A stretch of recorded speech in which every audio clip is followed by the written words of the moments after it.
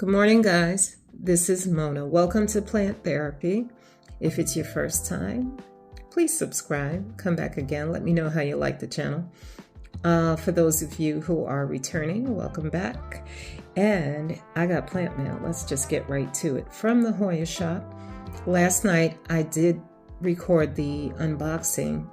However, the lighting was really bad. It was like kind of washed out. So I'll include the boxing at the end if you want to see me tearing the box open. You can you can watch that if you'd like to.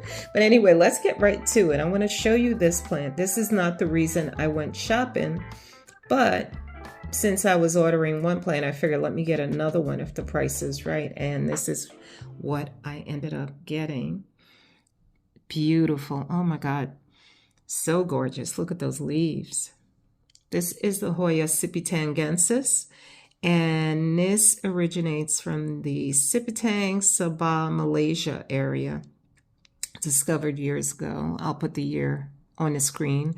I went to Doug's channel, Vermont Hoyas, to find out some information. So the following information came from there, and also I think I saw a little bit on Unsolicited Plant Talks too. Anyway, as I told you where it came from, apparently this plant likes to dry out between waterings. So he made that mistake. He said in his post that he was giving it too much water initially and the plant stalled on him for a while. So then when he finally realized it likes to dry out and stopped doing that, the plant picked up with growth and all.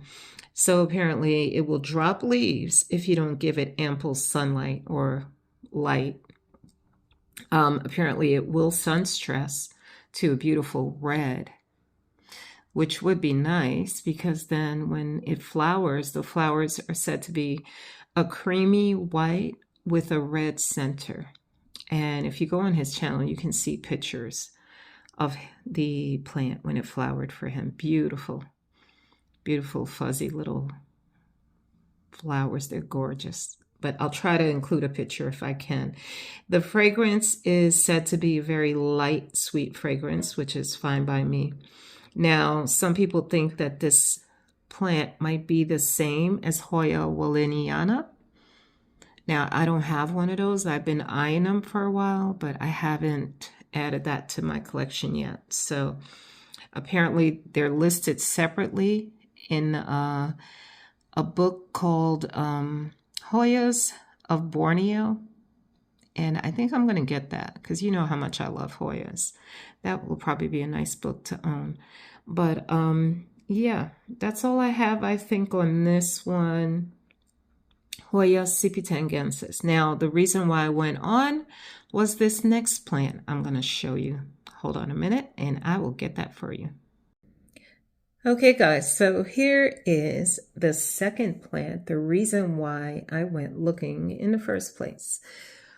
I have another sigillatus or sigillatus. Not really sure how to pronounce it. Hopefully I'm saying the right thing.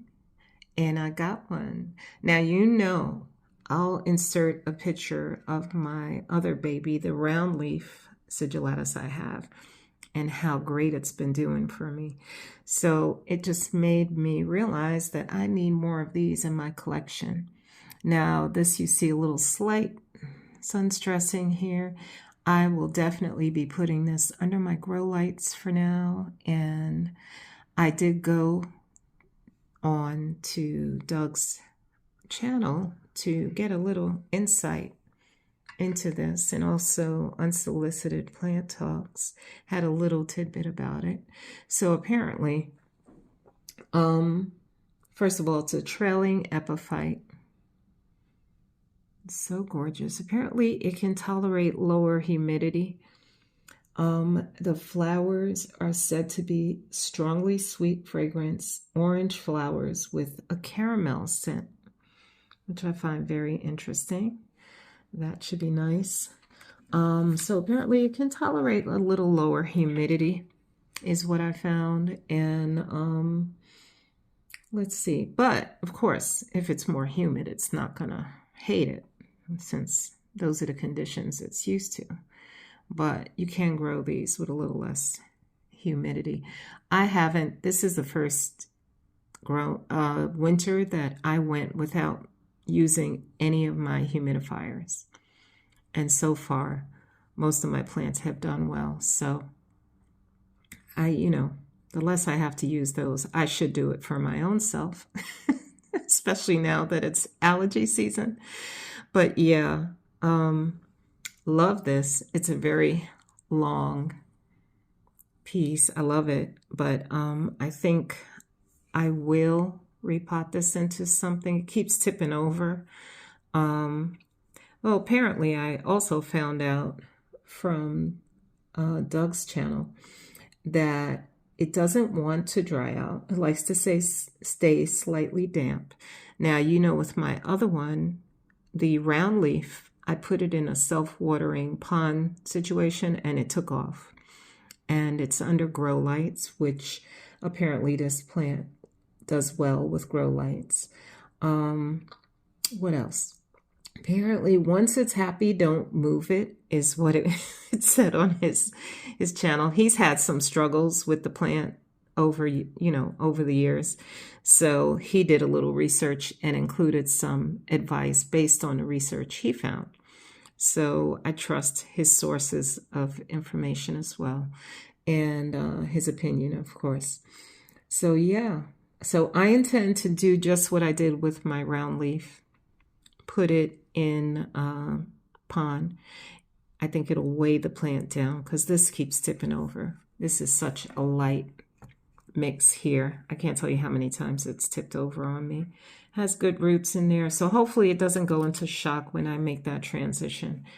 I may take some cuttings just in case I run into any issues to root the plant from the very beginning if I need to. But yeah, I'd like to get a nice full pot going and then eventually just hang it. And it will be under grow lights and we'll see how it does. Yeah, so this is Hoya sigilladus and it comes from Borneo. I'll insert pictures of the beautiful flowers. Okay, guys, so I think that's all I wanted to share with you today. So go ahead, have a great Friday. Happy weekend to you. And I'll try to get the camera rolling as much as possible. Thanks for watching. Take care.